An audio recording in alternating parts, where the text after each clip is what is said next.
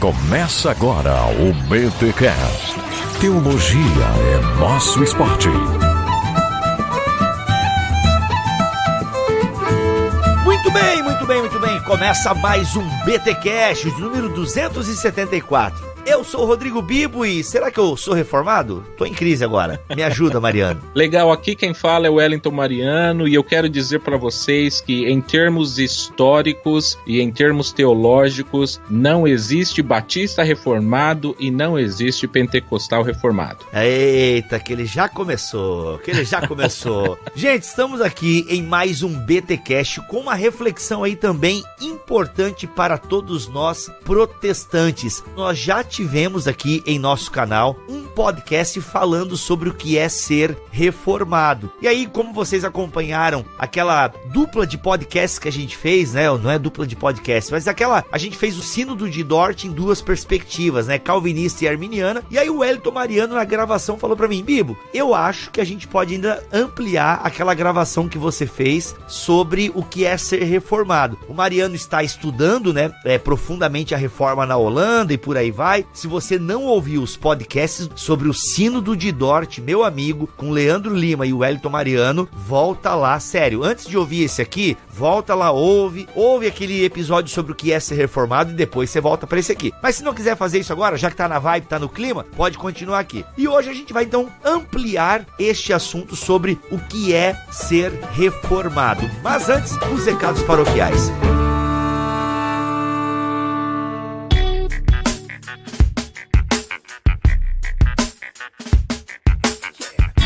Recados paroquiais dessa semana, olha só pessoal, chegamos a 30 mil inscritos no nosso canal no YouTube, aê! Canalzinho humilde, com algumas reflexões semanais, indicações de livros. Se você ainda não visitou nosso canal, dê uma chance. Inclusive Maurício Machado passou por lá também na semana passada com 2 vídeos muito legais e geralmente estou eu lá trazendo alguma meditação bíblica, indicação de livro, abrindo box. Se bem que box faz tempo que eu não abro por lá, mas de vez em quando a gente faz isso lá também. Gente, o nosso canal chegou a 30 mil e para comemorar, presta atenção, para comemorar, nesta quarta-feira nós vamos lançar um hiper sorteio lá no nosso canal no YouTube. Então assim, assista o vídeo comemoração dos 30 mil, acho que vai ser esse o nome do vídeo. Eu ainda não gravei, mas vai estar lá dessa quarta-feira e a gente vai estar sorteando toda a coleção de C.S. Lewis, ou seja, todos os livros lançados por Thomas Nelson Brasil, do C.S. Lewis, ou seja, essa coleção com capa maravilhosa, enfim, nova tradução, vai ser sorteada no vídeo que eu estarei lançando na quarta-feira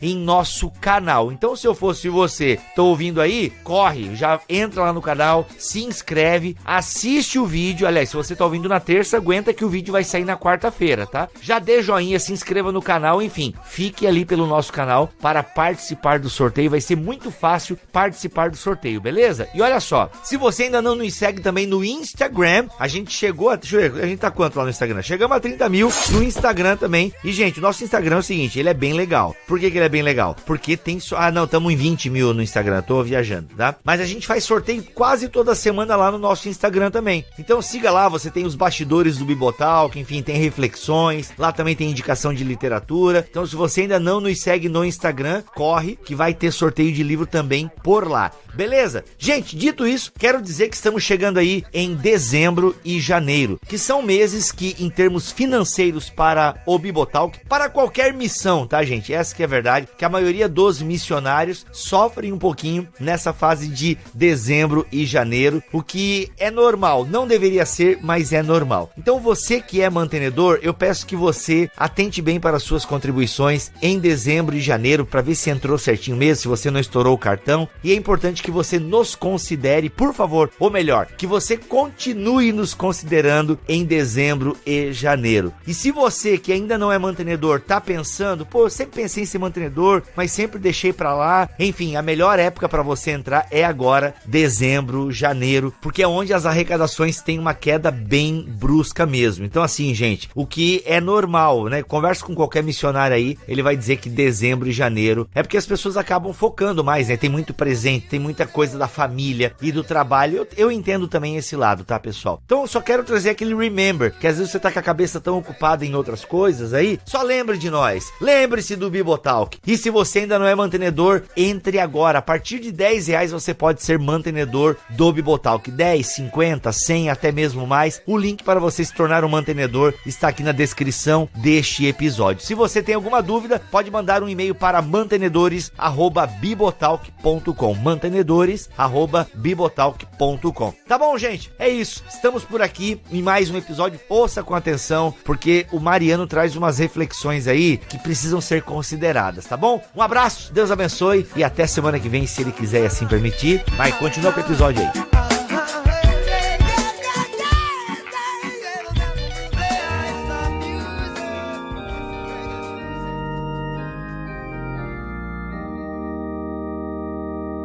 Mariano, como eu falei na abertura do programa, a gente já fez um episódio explicando o que é ser reformado. E para as pessoas que não foram lá pro episódio ouvi-lo, mas estão aqui, então eu vou resumir, e é bem resumido mesmo, como nós definimos essa questão do que é ser reformado. Então, basicamente, a gente definiu que tem o reformado stricto sensu e o reformado lato sensu. O reformado stricto sensu é aquele que abraça os 5 solas e os 5 pontos do calvinismo. E o reformado lato sensu é aquele que abraça somente os 5 solas. E ele não abraça necessariamente os 5 pontos do calvinismo. E uma das coisas que foi falada lá também, se eu lembro bem, e até tem um livro, acho que é o Carten Lindenberg, que traz isso, que o termo reformado, ele foi primeiramente utilizado por Zwinglio, justamente para se diferenciar do movimento luterano, se não me falha a memória.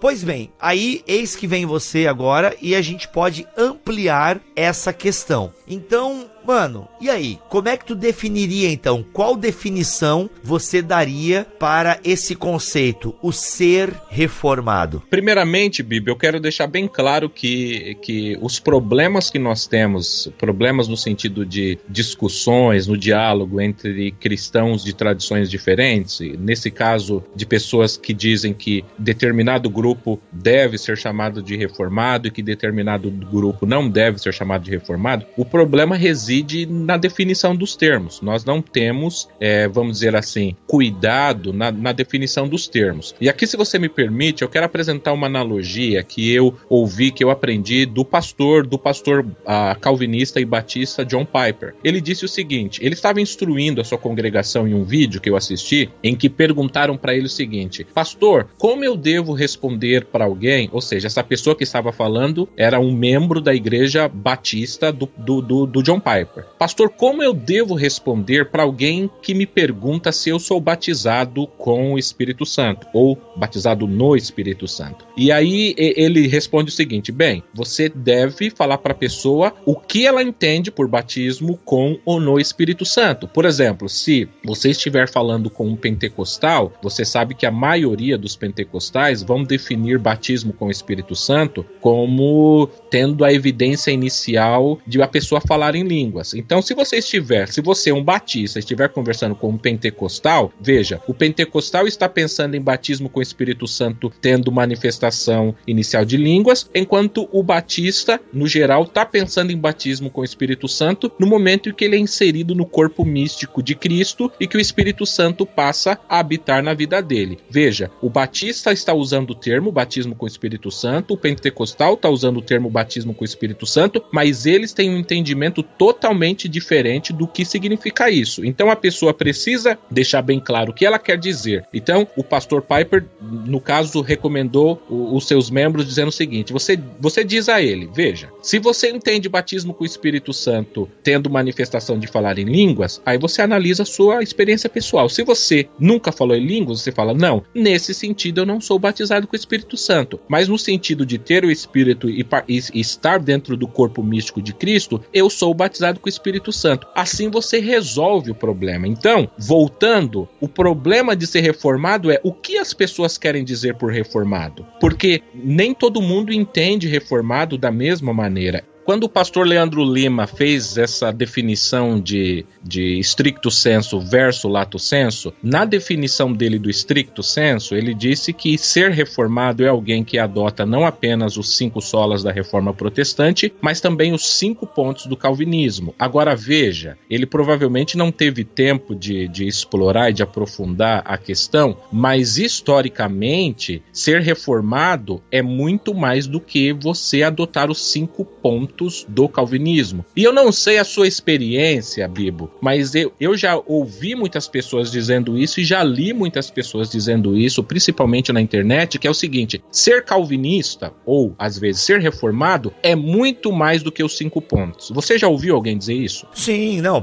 é bem, porque assim, a discussão na internet geralmente lida com os 5 pontos do calvinismo, né, com a tulipe, né, daí alguns tentam tirar essa pecha, né, não, gente, vai muito além dos 5 pontos, pelo amor de Deus, né, como eu também ouço constante, e ouvi isso ontem, né, a gente tá gravando numa sexta-feira, na quinta-feira, numa quarta, a gente tá gravando que dia que é hoje? Quinta. Hoje é quinta, é. Numa quarta-feira eu me reuni agora com 2 amigos e eu ouvi da boca de um deles, não, ser reformado é ser calvinista, e na cabeça deles, ser calvinista é a tulipe, né, então assim, então é muito comum pra gente ver que a gente não tá falando nenhuma besteira, né, é claro que, como tu tá deixando bem claro, né, Mariano, muita gente, não, calvinismo vai além dos 5 pontos, né, da tulipe, vai além da tulipe, né.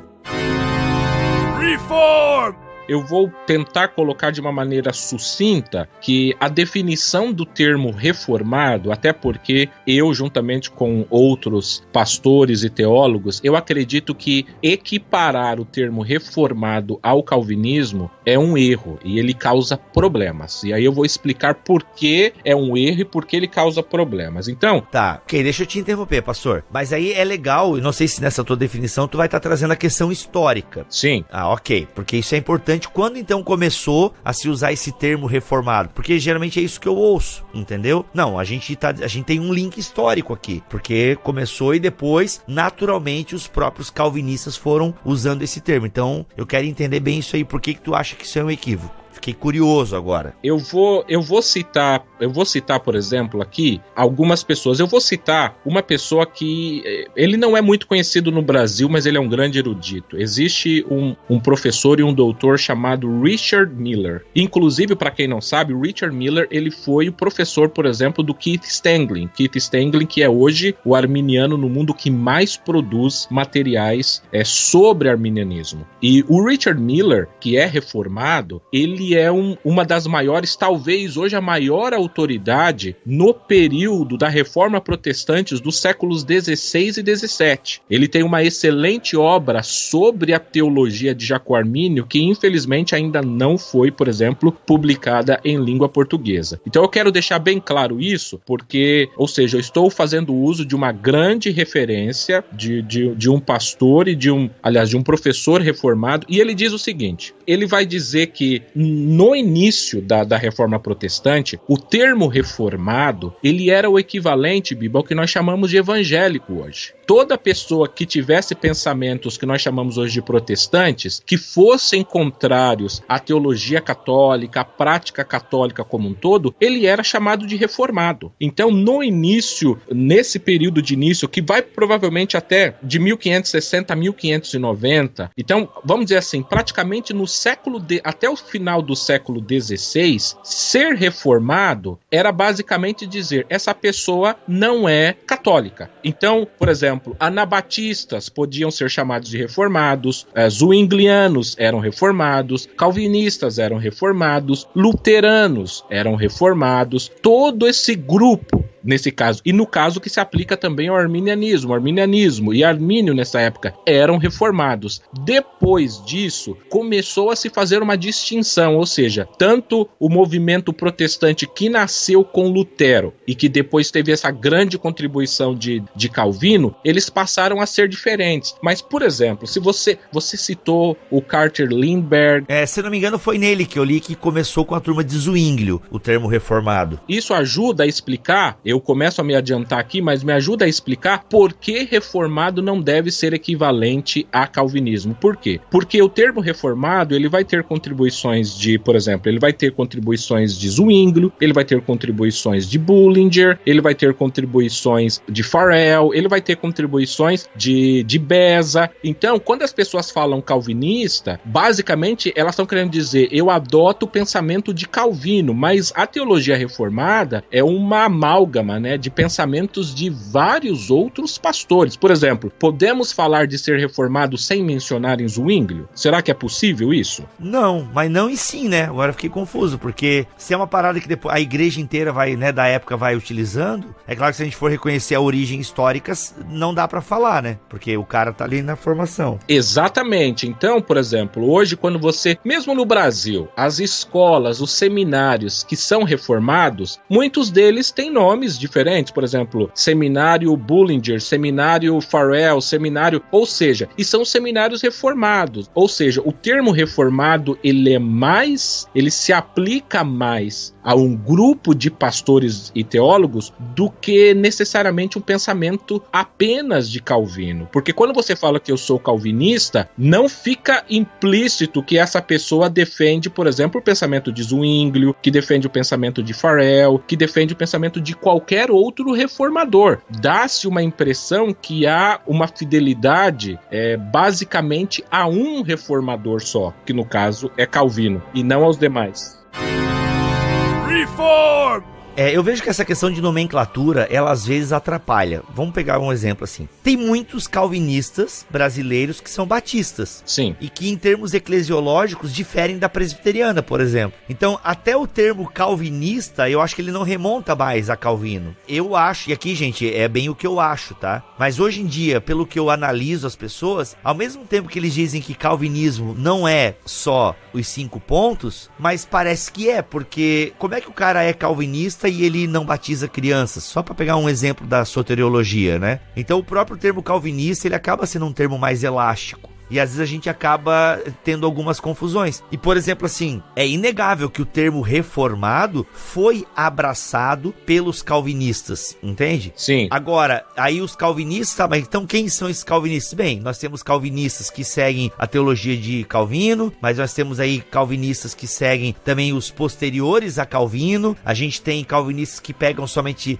o conceito soteriológico de Calvino, mas batizam crianças. Ou, por exemplo, assim, até mesmo na questão da ceia, talvez a maioria dos batistas não fechem com Calvino. Então, pô, o que é ser... Aí a gente teria que até discutir o que seria ser calvinista, entendeu? E aí é exatamente nesse ponto que eu defendo que você utilizar os dois termos como sinônimos é exatamente aí que reside o equívoco. Olha aí. Por quê? Deixa eu explicar aqui, que eu acho que na explicação, Bibo, você pode me interromper naturalmente, como você sempre faz, pra gente ir dialogando.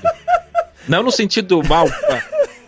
Eu gosto, tudo bem, eu gosto quando você fala, por exemplo, você se coloca no papel do ouvinte para dizer, às vezes você disse algo, mas e aquele ouvinte, ele entendeu isso? O que você quer dizer? Exatamente. Isso, justamente, isso mesmo, perfeito. Então, vai lá. O termo reformado, historicamente, ele foi definido em inúmeras confissões, Bibo, e catecismo. Então, por exemplo, quando as pessoas falam o calvinismo é mais do que 5 pontos, eles estão, no geral, querendo dizer o que é ser reformado, mas como as pessoas chamam calvinismo e reformado de sinônimos, aí vira essa bagunça, porque o termo reformado, ele foi definido, por exemplo, se você pegar os livros dos principais teóricos, pastores e teólogos que escrevem sobre o que é ser reformado, você vai ver que quase sempre você vai encontrar essas seguintes características. O ser reformado pressupõe subscrever, ou seja, assinar as 3 formas de unidade das igrejas reformadas, que são a Confissão Belga, o Catecismo de Heidelberg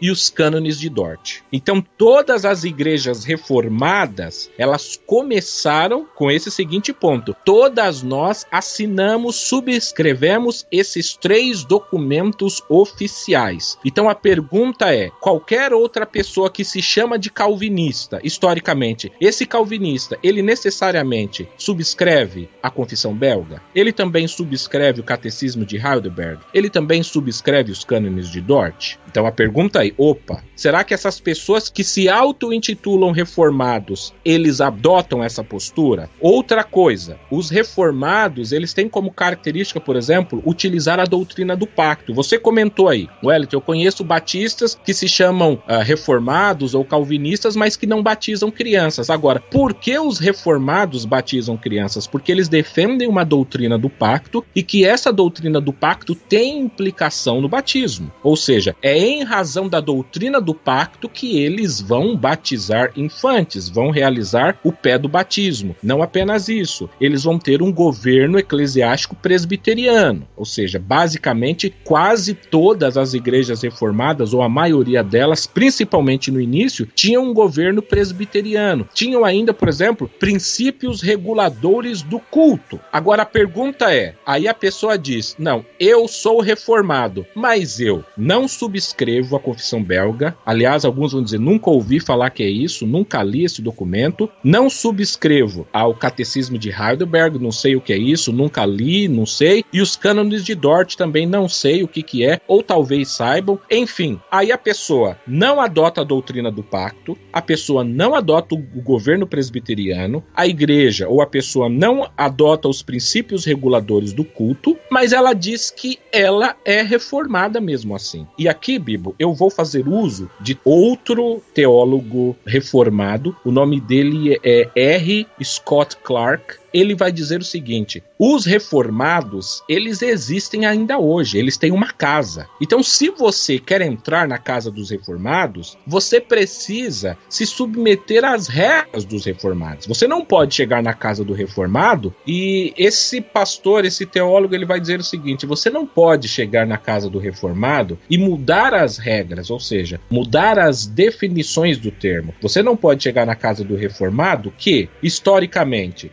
escreve as 3 formas de unidade, que historicamente tem um governo presbiteriano, que historicamente defende a teologia do pacto, que historicamente adota princípios reguladores de culto, e você simplesmente transformar reformado como uma pessoa que adota os 5 pontos ou a tulipe. Então ele diz, boa. Se a casa estivesse vazia, se a casa dos reformados estivesse vazia e você chegasse lá, talvez você poderia redefinir os termos, mas a casa não está vazia. Existem ainda esses reformados e historicamente, teologicamente, ou seja, teologicamente eles têm basicamente uma maneira de entender a soteriologia, uma maneira de entender a escatologia, uma maneira de entender a teologia do pacto, o batismo, e ainda eclesiologicamente falando, eles também têm um governo presbiteriano, eles têm princípios reguladores do culto. Ele diz, você não pode chegar e escolher dentre todo esse conjunto que compõe o que é ser reformado e simplesmente transformar em reformado, que é adotar os 5 pontos, a tulipe do calvinismo. Isso não funciona. Tá, peraí, se eu tô pegando o fio da meada, é sério isso aí, hein? É sério, é sério. Reform! Agora tá...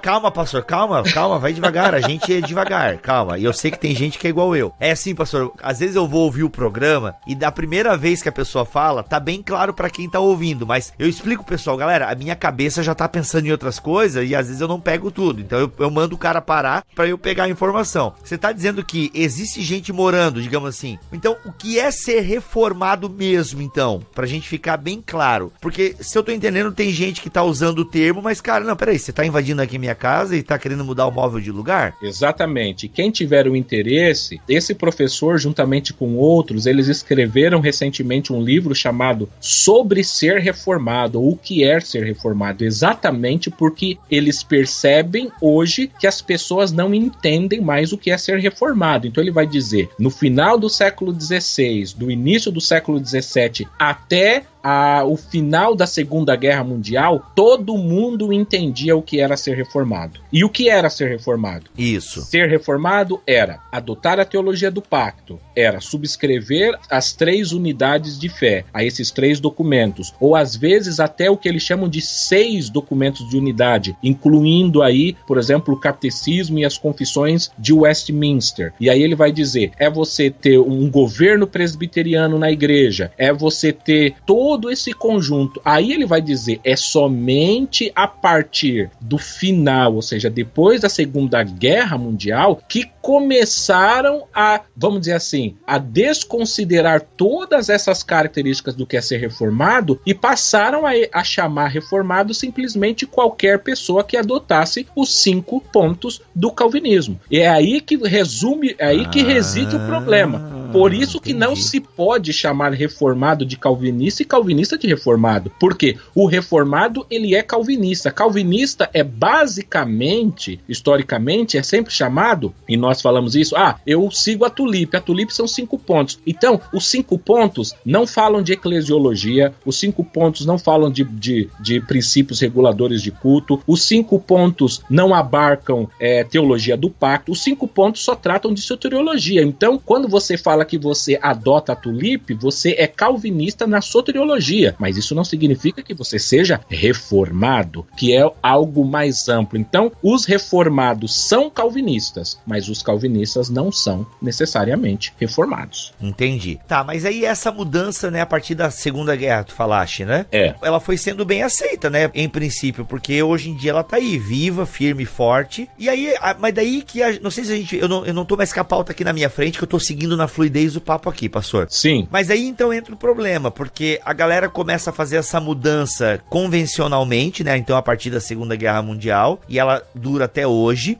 Lembrando que tudo isso que você tá falando, você tem livros aí que amparam essas informações, exatamente, né? Depois até a gente pode botar aqui na descrição do post. Mas aí hoje em dia, por exemplo, se compra isso, né? Para muitas pessoas, eu não posso ser arminiano e reformado, que isso para essas pessoas seria uma contradição de termo. Mas espera aí, historicamente falando, o armínio poderia se encaixar então dentro de uma categoria reformada, não? Dependendo da definição que você vai dar. E aqui deixa eu apresentar rapidamente o que aconteceu. Por exemplo, vamos lá. Esse próprio professor Richard Miller, que eu mencionei aqui, ele vai dizer sim, em alguns aspectos, Armínio é reformado. Por exemplo, Armínio, ele estudou em escolas reformadas, ele foi pastor de uma igreja reformada e ele foi professor de um seminário reformado. Armínio defendeu a teologia do pacto, Armínio defendeu princípios reguladores de culto, Armínio defendeu o batismo infantil. Se você ler a biografia dele, você vai ver que ele batizou todos os seus filhos quando infantes, quando tinham apenas dias de vida. Ou seja, em todos os aspectos que Armínio, na época, por exemplo, os cânones de Dort não haviam sido feitos ainda, porque Armínio morreu aproximadamente 10 anos antes de acontecer o sínodo de Dort. Mas os 2 documentos que eram assinados na época, que era a Confissão Belga e o Catecismo de Heidelberg, ele assinou. Então veja, ele subscrevia a 2 documentos, e aí você pode perguntar, mas espera aí, se esses documentos eles são reformados, ou alguns entendem como calvinistas, como é que Armínio poderia ter assinado esses documentos? E aí a explicação que se dá para isso é o seguinte, por exemplo, a Confissão Belga, ela foi passando por revisões. Armínio assinava a Confissão Belga porque na maneira como ela foi escrita na época que Armínio vivia, ela dava margem para uma interpretação arminiana, ou seja, então, Armínio falou, eu posso assinar porque está escrito aqui, da maneira como está escrito, eu entendo que a minha visão de soteriologia se enquadra aqui.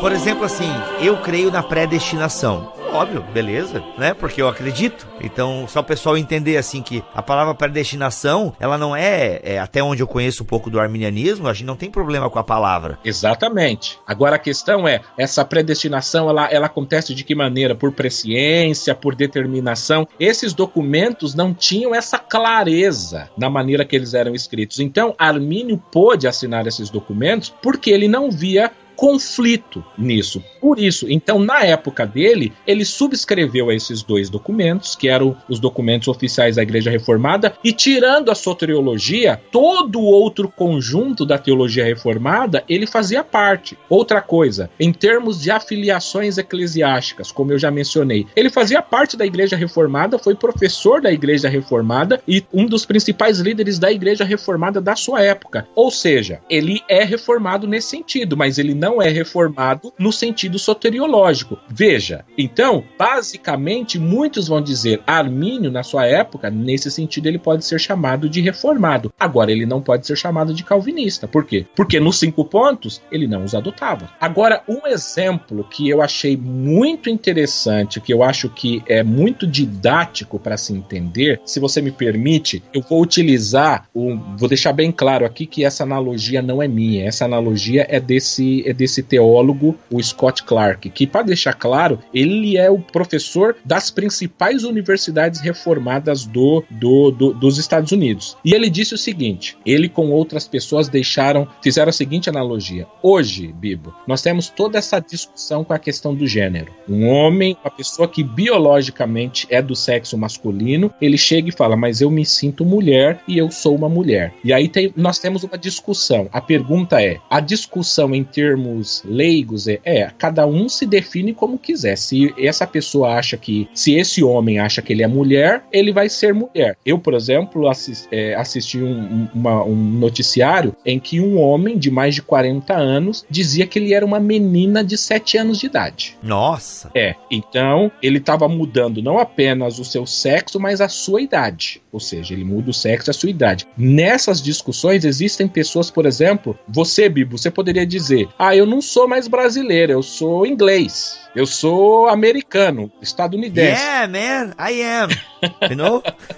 Aí a pergunta é, mas quem te dá o direito de mudar a sua, por exemplo, nacionalidade? Quem te dá o direito de você mudar o seu sexo, a sua orientação sexual? Aí nós temos aquele grande problema. As pessoas vão dizer, olha, biologicamente não se pode mudar. Tem uma categoria fixa aqui que não se pode mudar. Então, o Clark, junto com seus pensadores, eles vão dizer, é por isso que não se pode chamar de calvinista e reformado, porque a definição de reformado não é você, a seu bel prazer, que decide definir o que é ser reformado. Não, ser reformado a partir de agora é adotar os 5 pontos. Não, historicamente houveram concílios e mais concílios com delegados, com pessoas de várias denominações e nações definindo o que era ser reformado. E agora você aparece simplesmente porque você acha que os 5 pontos é o que define ser reformado e isso você tem que acatar. Então, o que ele quis dizer é basicamente isso. As pessoas que estão equiparando ser calvinista reformado, eles estão utilizando de uma postura hoje do que nós chamamos do que é tudo ser relativo. Não é relativo. Não é relativo. Tem uma categoria fixa e que foi estipulada. Você não... Então, para ele, é como se a pessoa tivesse se auto-intitulando, mas quem te deu poder para você se auto-intitular? Talvez a implicação, Bibo, só para eu terminar esse raciocínio, seja o seguinte: para que o termo reformado hoje passasse a significar toda e qualquer pessoa que seguisse apenas os 5 pontos, precisaria exatamente de ter concílios e sínodos, em que as pessoas mudassem todos os documentos anteriores que defendem a subscrição a esses 3 documentos, que defendem a teologia do pacto, que defendem o governo presbiteriano, que defendem o pé do batismo, que defendem princípios reguladores de culto, e disserem, não, a partir de agora o termo reformado só significa isso. E até onde eu sei, e até onde nós sabemos, não existe nenhum sínodo, nenhuma reunião, nenhuma assembleia autoritativa que mudou o significado de reformado para significar simplesmente adotar os 5 pontos do calvinismo. Ou seja, em letras garrafais, historicamente falando, só se poderia considerar reformado quem atende aquelas implicações ali, né? Quem subscreve aqueles pontos que você acabou de enumerar aqui, né? As confissões, a teologia do pacto e por aí vai. Que são basicamente hoje os presbiterianos. Exatamente. Aí é lógico que você não tem que adotar todos esses, mas o que eu quero dizer, e talvez... Mas peraí, daí com essa tua frase aí, tu abre precedente, então, já que não precisa adotar tudo... Então, mas o que eu quero dizer é o seguinte, Bibo, não existe na história da igreja, talvez só os presbiterianos, que adotem tudo isso, e mesmo entre os presbiterianos, existem aqueles que diferem em certos pontos. Então, o que eu quero dizer? O conjunto de ser reformado é soteriologia, para alguns é escatologia, é princípio do culto. Então o que eu quero dizer, se essas pessoas têm, vamos dizer assim, agora é o Wellington falando, tá? Não é historicamente o Wellington falando. Se você tem 80% de semelhança com esses outros grupos, você tá dentro desse grupo. Agora o que eu quero dizer, hoje as pessoas que se chamam reformadas, a única semelhança que eles têm teologicamente é simplesmente os 5 pontos. Todos os outros eles não têm, mas eles se chamam reformado. Então eles estão utilizando somente a soteriologia para definir o que é ser reformado e o que não é. Mas não é bem assim. Reform! Eu confesso que essa tua fala final, ela me deixou assim, pois é. Cara, é que assim, acho que a gente teria que falar até de pós-modernidade aqui, né, pastor? Sim. Porque assim, por exemplo, eu não subscrevo a Confissão de Westminster, por exemplo. Eu gosto de desenhar Jesus, eu não vejo problema em desenhar Jesus. Se não me falha a memória, acho que tem lá uma cláusula que impede isso. Foi, né? eu ouvi esse episódio de você com o Leandro Lima falando sobre isso, Então assim, ok, mas eu acho legal, eu não subscrevo ela, mas eu acho importante, eu a considero importante, sei lá, porque esse vínculo histórico, né, queira ou não, eu também sou protestante, sou herdeiro da reforma e tal. E aí por isso que eu acho que nessa questão pós-moderna, a gente às vezes quer se sentir parte de uma tradição, que já tem a tradição cristã, né, ou seja, eu já tô rodeado dessa nuvem de testemunhas que Paulo fala em Hebreus 12. Então, e aí eu também sou um protestante, e aí eu também sou do movimento pentecostal. E às vezes, assim, a gente quer abraçar um pouco, que o vintage tá na moda, né? É verdade. Mas eu não quero tudo, entendeu? Pô, não quero teologia do pacto. Pô, batizar criança não rola pra mim e tal. Então eu também entendo um pouco essas pessoas que usam o termo. Eu acho complicado quando elas reduzem, né? Que é o que a gente vê, que talvez até onde esteja, digamos, a sua observação crítica. Que a galera acaba dizendo que é. E às vezes não faz esse disclaimer, né? Gente, eu entendo que reformado é assim, mas eu utilizo o termo. Porque igual você falou, né? O Wellington falando, 80%, mas cara, abre margem pra muita, entendeu? O ponto onde eu quero chegar. Eu sei, mas eu digo isso, Bibo, pelo seguinte, a pergunta é... Me ajuda. A pergunta é, nós temos o que é ser pentecostal. Agora os pentecostais, eles concordam entre si 100%? Não. É isso que eu tô querendo dizer. Por exemplo, se você pega os presbiterianos, que são hoje basicamente a principal tradição que detém a maioria, se não todas as características do que é ser reformado, eles concordam entre si 100%? Agora, o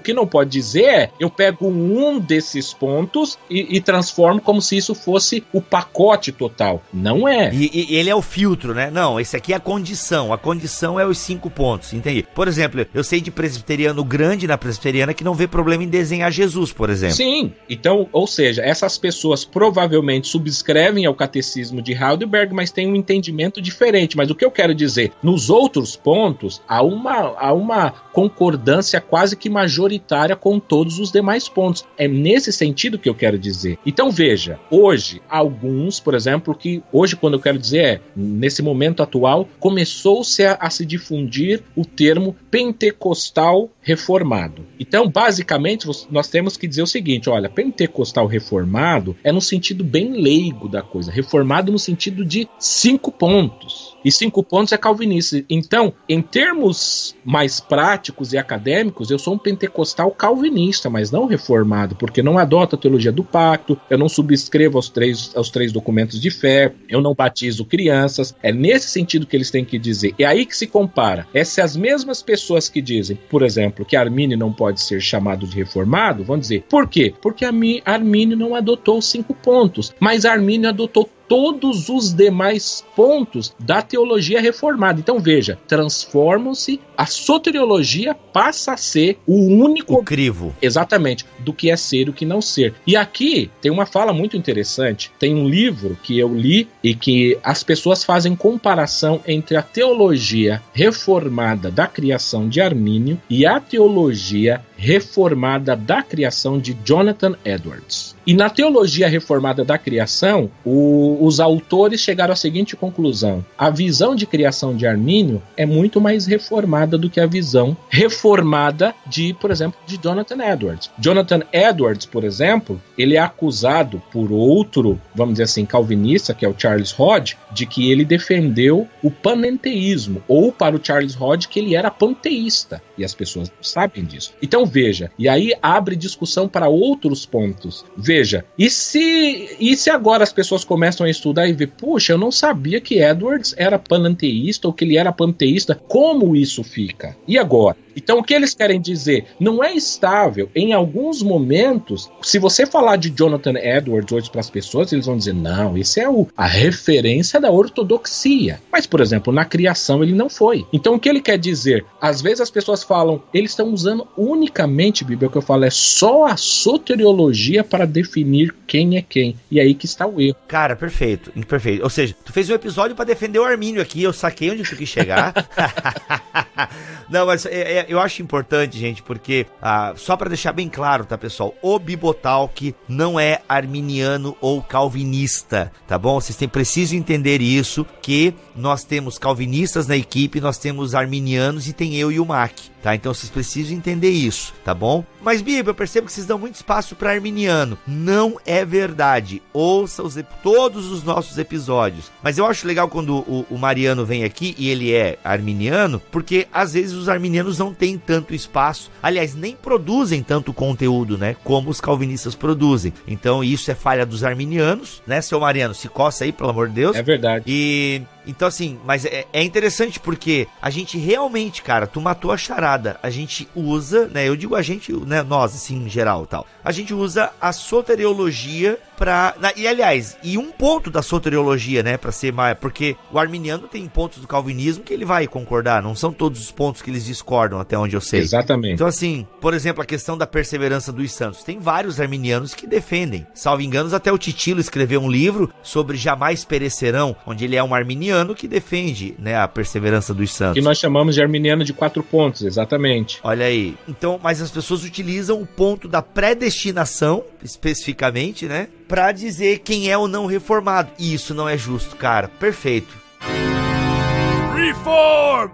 Eu acho que, assim, pra mim ficou claro. Espero que o ouvinte também tenha ficado claro. E aí, antes de dizer que Armínio não é reformado, bem, você tá usando qual crivo? Porque se o crivo é só soteriológico, não tá certo historicamente. É isso? Poderíamos dizer que, basicamente, eu não posso usar a soteriologia calvinista como crivo pra dizer quem é ou não reformado, porque isso é trair a história. Poderia dizer isso? Exatamente. Agora, ou seja, se você adotar e você quer usar o termo reformado em termos históricos e teológicos, você tem que defender uma gama de outros pontos que não são apenas esses. Agora, o problema surge exatamente aí, quando as pessoas tratam calvinista como igual a reformado. Então, quando a pessoa fala Armínio foi reformado, você precisa parar e lembrar da analogia que eu fiz no início, o que você significa por reformado? Se você está chamando reformado apenas soteriologicamente, não, Armínio não foi. Agora, se você está tratando de reformado todos os outros pontos, muitos desses pontos Armínio foi. E aí você deixa claro, e aí o diálogo prossegue. Agora, a partir do pressuposto que todo mundo entende reformado como o mesmo termo e que reformado é sinônimo de calvinismo, é um equívoco. E aqui eu quero dizer agora, por exemplo, que ao estudar e me preparar para esse podcast, esses professores que eu consultei, eles também fizeram a seguinte analogia que eu acho muito importante. A pergunta que ele fez é o seguinte: e se os batistas de hoje, que se auto-intitulam reformados, tivessem na Confissão de Westminster, eles seriam aceitos? E se esses pentecostais, que se chamam pentecostais reformados, se eles estivessem na Suíça de Calvino, na época, e apresentassem a teologia deles, eles seriam tidos como pentecostais reformados? E a resposta, naturalmente, é um grande não. Eles não seriam aceitos, porque simplesmente seguir os 5 pontos não era para Calvino ser reformado, e não era para a Confissão de Westminster. E aí ele disse, e essa pergunta nem precisa ser hipotética, porque isso aconteceu. A Confissão de Westminster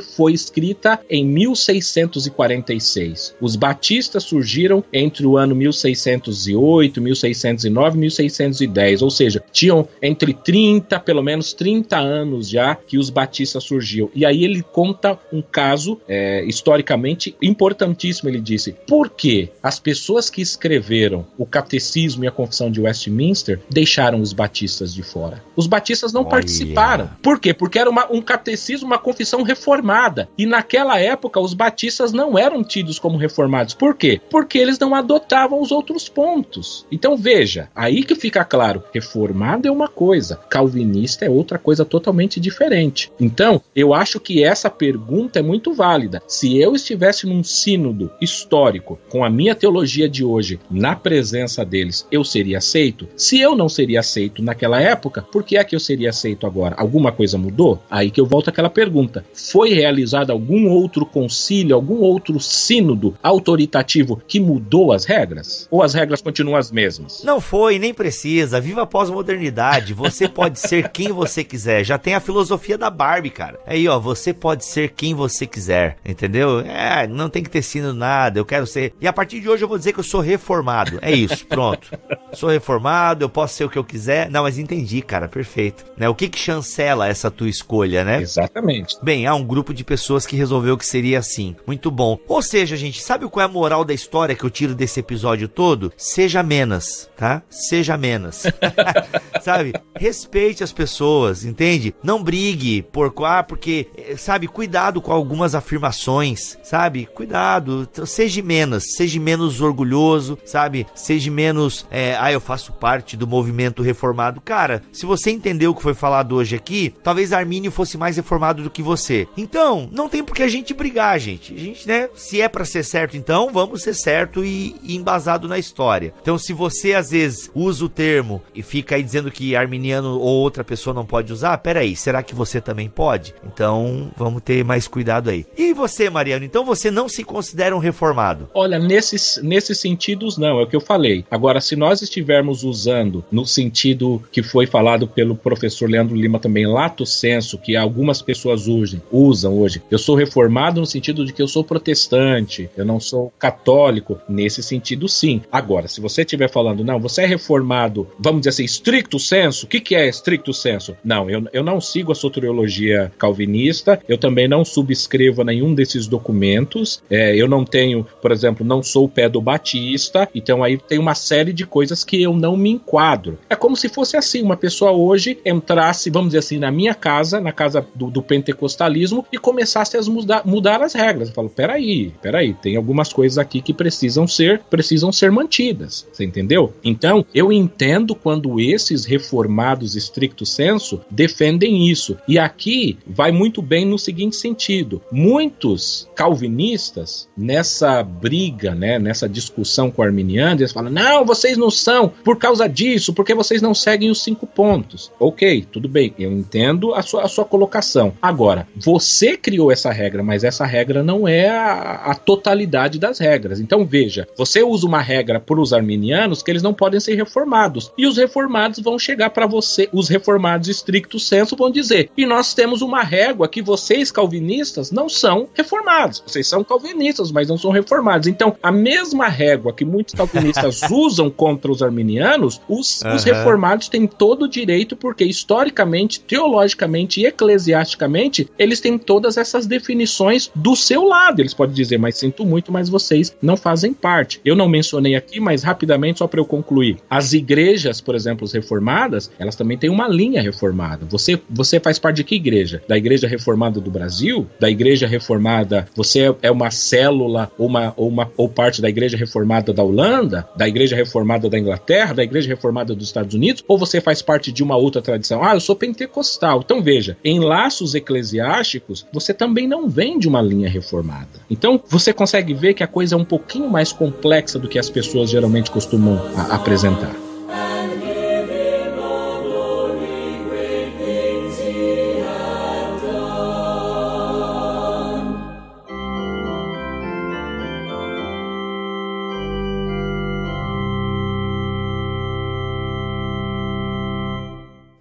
Mariano, alguma coisa em português ou geralmente a literatura em português já está permeada por essa compreensão de pós-Segunda Guerra Mundial? Tem alguma coisa em português legal que vai mais ou menos nessa linha honesta? Eu entendi uma honestidade da tua parte. Tem ou não? Ainda não? Vai esperar você voltar para o Brasil e escrever? Olha, eu não posso te responder, talvez de repente no momento em que esse episódio sair, eu já tenha feito pesquisa e ter colocado alguns materiais, mas assim, pelo fato de eu estar aqui no Canadá nesse momento, eu tenho acesso a bibliotecas que estão em inglês e enfim, eu tenho acesso muito mais ao inglês do que eu tenho acesso aos materiais em português. Então, as minhas pesquisas foram basicamente feitas com obras em inglês. Mas eu não duvido que se a gente pesquisar, por exemplo, de repente, na Fides Reformata, da Mackenzie, do CPAJ, que a gente vai encontrar esses materiais, principalmente dentre os presbiterianos, que são os que detêm isso. Ou mesmo material em português mais antigo, você entendeu? Agora, é lógico que esses livros de 1950, 1960 para cá, todos eles tratam reformado como calvinista, muitos deles como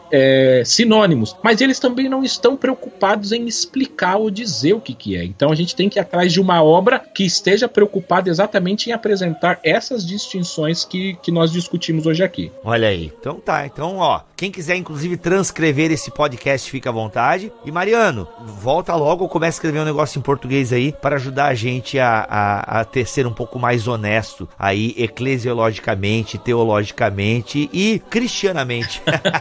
Tá bom? Tá certo. É isso, eu sou o Rodrigo Bibo, vou ficando por aqui. E teologia é o... Agora eu tô em dúvida se eu sou reformado, rapaz. Eu acho que eu não sou mesmo, né? Sou lato senso, eu gosto dos 5 solas aí, tá tudo nós. Beijo, Lutero, me liga, tá? Mas é isso, teologia é o nosso esporte. Tá certo, aqui é o Wellington, agradecendo a todos vocês por ouvirem esse episódio e vou vos despedir com a bênção que costumeiramente eu apresento aqui na igreja. Que o amor de Deus, a graça de nosso Senhor e Salvador Jesus Cristo e que a consolação do Espírito Santo seja derramada poderosamente na vida de cada um e todos vocês, em nome de Jesus. Amém. Amém. Se não se retratar, irá para a Inquisição. Eu recebi uma carta. Você renega o que escreveu? Você vai se retratar ou não? Fala, crente! Começa mais um Concílios e Guilhotinas aqui no BTcast, o e-mail da crentaiada que manda aí toda semana e a gente vai publicando aqui, dando voz aos nossos preciosos ouvintes. E falar em dar voz, o primeiro e-mail de hoje é do Fernando Gonçalves. Olá, Mac! Venho nesse e-mail para parabenizar vocês pela perspectiva incrivelmente engajada e atual exposta no BTcast 268. BTcast 268, deixa eu ver aqui, sim, Fé e Negócios, né, sobre a BAN, que nós fizemos lá com o Rodrigo, o Jonathan e o John. E o Fernando continua aqui, pois tenho visto esse tipo de projeto surgindo de maneira bastante piedosa e produzindo belos resultados. No mais, gostaria de pedir ao Alex para voltar a escrever sobre o jovem pastor Clive. Pra quem não sabe, o Alex, há algum tempo atrás, ele escrevia alguns contos aí, que eram publicados ali no bibotalk.com, mas enfim, não teve mais tempo para escrever e o pessoal tá pedindo. Aliás, o Fernando não é o primeiro que pede, já ouvi outras pessoas aí querendo que o Alex retome os seus contos fictícios, que tem o Clive como protagonista, mas enfim, a hora que der, não sei como é que tá a vida do Alex, aliás, eu sei que tá bem corrida, mas enfim. Mas fica aí, Alex, olha aí, o pessoal clama pela sua veia artística. Muito bem. Muito boa semana pra vocês e fiquem com Deus, meus caros. Valeu, Fernando. Obrigado pelo e-mail. Outro e-mail aqui é do Rafael Coelho de Borja Simões. Ele mandou um e-mail gigante, então vamos dar uma resumida, beleza? A paz do Senhor, crentes. Ouço vocês há um bom tempo. Tá, eu negligenciei um pouco. Me dediquei ao Nerdcast, MRG e outros, olha só que safado, mas não abandonei esse podcast hemorrágico. Venho maratonando os BTcasts e tenho repetido vários episódios só para aproveitar mais. Mas o motivo do e-mail é o seguinte: eu sempre fui do tipo que quer fazer de tudo um pouco, mas que sempre é péssimo em tudo. Eu sou programador, fotógrafo, técnico de gravação de áudio e muitas coisas que finjo que sei fazer. O cara é honesto aqui, gostei da sinceridade. Mas sempre tive o desejo de fazer vídeos para um projeto que sei que nasceu primeiro no coração de Deus, mas sempre tive aquele medinho. Mas, acompanhando vocês, vi inspiração para realmente fazer a vontade de Deus independente das condições. Então orei, chamei minha namorada e mais uma amiga e sugeri umas ideias para curtas-metragens e as doidas toparam. E hoje já temos 2 curtas-metragens lançados e quero que sintam-se parte disso, pois me influenciaram muito e mudaram vários paradigmas na minha vida e, claro, ainda me inspiraram a me mover. Se me permitem tem um jabá. Jabá! O nosso projeto se chama Projeto Por Ele. Perdoe o meio gigante, mas precisava agradecer e louvar a Deus pelo serviço que vocês têm prestado e pelos frutos que têm dado. Que Deus vos abençoe cada vez mais e vos faça prosperar, porque dele, por ele e para ele são todas as coisas. Glória, pois, a ele. Olha aí, Rafael, Jabazex feito, beleza? Pessoal que tiver interesse, vai lá, visita o canal dele no YouTube, o canal Por Ele, e dá uma conferência no conteúdo do Rafael, beleza? Muito bem. Último e-mail aqui, do Ronaldo, não tem sobrenome. Fala Bibo e galera fantástica do Bibotalk. Eu conheci o ministério no final de 2016. Comecei a ouvir e acompanhei até mais ou menos abril de 2017, quando as provas de faculdade começaram. E voltei a ouvir em julho de 2018, depois que terminei o meu TCC. E agora estou maratonando o podcast principal, também o Lado a Lado. Abraço para as meninas. E estou em dia com o Fora do Éden. Abraço, Rogério. Gostaria de dar um testemunho da importância desse ministério para o meu ministério. Sou professor de escola bíblica na Igreja Evangélica Avivamento Bíblico, na congregação do Jardim dos Eucaliptos, em Ribeirão Pires, São Paulo. Há mais ou menos 2 meses atrás, eu e meu pastor e o líder da escola dominical estávamos preocupados com a baixa participação dos membros na escola dominical. Dominical. Foi onde surgiu a ideia de usar um culto normal de domingo. Em nossa igreja, cultuamos com a escola bíblica no domingo de manhã e temos o culto da família no domingo à noite. E assim fizemos. Meu pastor me deu liberdade de elaborar um tema, apesar de a denominação ter a revistinha da EBD, um material muito bom, por sinal. Como o culto foi marcado para 14 de outubro, o primeiro tema que me surgiu à mente foi a Reforma Protestante. Fui até o bom e velho Bibotalk e maratonei o tema. Montei um pequeno estudo falando brevemente sobre os pré-reformadores, Pedro Valdo, Wycliffe, John Huss, e falei sobre Lutero e a situação da Igreja Católica. Aproveitei para falar dos 5 solas e compará-los à doutrina da nossa denominação. Falei 1h30 sobre o tema e o trabalho foi bem aceito. Então, mais uma vez agradeço a equipe pelo excelente material que é disponibilizado sempre. Mac, parabéns pelo excelente trabalho de edição dos episódios. Sim, eu já ouvi o episódio 303. Caraca, ele tá no futuro escrevendo esse e-mail. Ele ouviu o episódio 303, onde outro ouvinte elogiou por isso também. Caramba, olha, ó. O episódio 303 vai ser lido um e-mail onde um ouvinte vai me elogiar. Olha aí. Gostaria de sugerir que você colocasse nas postagens o nome do filme de onde você pega aquelas trilhas ou flashes que coloca nos episódios. Ele tá falando das vírgulas sonoras. Às vezes consigo pescar as diferenças, outras vezes não. Então, Ronaldo, é segredo. Eu não posso colocar, mas fica aí a curiosidade e o exercício de criatividade para quem estiver ouvindo as vírgulas sonoras e adivinharem da onde eu tiro elas, tá bom? Olha só. E aí ele termina aqui, um abraço a todos e teologia é o nosso esporte. Valeu, Ronaldo, valeu mesmo, cara, valeu os demais aí também que mandaram os seus e-mails, o Rafael também e o Fernando Gonçalves. Gente, é muito bom ler todos vocês aqui, mas nunca é demais lembrar que você também pode mandar aquela hemorragia nasal em áudio, crente. Isso mesmo. Não sabe do que eu tô falando? Olha só o que o Lucas Micael mandou pra gente. Efeito BTcast. Olá, sou Lucas Micael de Almeida, falo daqui de Cuiabá, sou da Igreja Assembleia de Deus. Quero agradecer a toda a equipe Bibotalk por ter agraciado a minha vida e a vida de muitas outras pessoas pelo conteúdo que vocês disponibilizam gratuitamente a todos nós. Quero dizer que eu acabei minha maratona, estou profundamente impactado, cheio de hemorragias nasais pelo conteúdo proporcionado por vocês. E eu quero contar um testemunho aqui que vocês foram imprescindíveis na minha vida, no meu crescimento bíblico, teológico, pois durante 5 anos eu estou terminando minha faculdade agora, eu não podia fazer faculdade de teologia, curso de teologia, mas por meio de vocês eu pude estar me aproximando do conhecimento de Deus, sobre quem Ele é, e através de todos os pormenores da teologia, tudo isso proporcionado por vocês e de forma gratuita. Então eu sou profundamente grato a toda a equipe. Que Deus continue abençoando a vida de vocês, que por mais 10 anos aí vocês continuem fazendo esse trabalho tão relevante para a Igreja do Senhor aqui no Brasil. Um abraço e fiquem com Deus.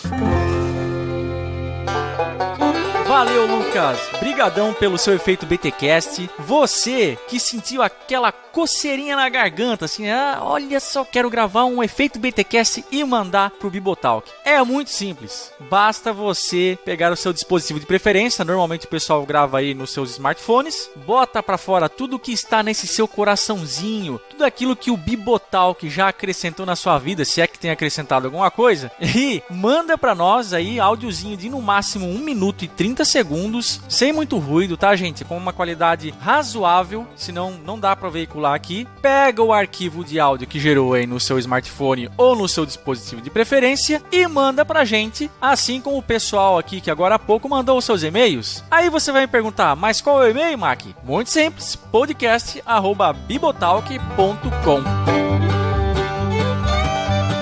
E por último, mas não menos importante, estamos nas redes sociais, Facebook, Twitter, Instagram, Telegram, muita novidade saindo em cada uma dessas redes sociais onde o Bibotalk se faz presente, e peço-lhes encarecidamente, ouvinte, que você nos siga em cada uma delas na medida do possível, porque assim você fica sabendo de todas as nossas atualizações, e lembrando que em cada uma delas, eventualmente nós falamos coisas diferentes, interagimos de forma diferente e tal, fora que você aumenta o nosso alcance, tá bom? Muito do nosso ministério depende de você, ouvinte. Então vai lá, dá uma olhadinha, os links estão aqui na postagem desse BTcast. E claro, não podemos deixar de mencionar o nosso canal no YouTube, principalmente porque os últimos vídeos aí eu voltei para gravar com o Sr. Bibo. Olha lá, já saiu da data que eu tô gravando aqui, pelo menos 2 vídeos, eu acho que tem mais um vídeo para sair ainda, mas é claro, você não encontra só eu lá, na verdade o Bibo é quem grava a maioria dos vídeos esses muito bons, diga-se de passagem, e nem preciso te pedir, crente, pra dar aquele joinha, pra clicar no sininho pra receber as notificações, pra assinar o nosso canal e pra compartilhar todo esse conteúdo nas suas redes sociais. Beleza? Bom, o que eu tinha pra falar eu falei, eu vou ficando por aqui, e se Deus quiser e assim permitir, nós voltamos no próximo episódio.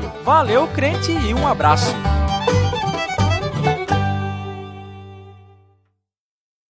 Este podcast foi editado por Mac Bibotalk Produções.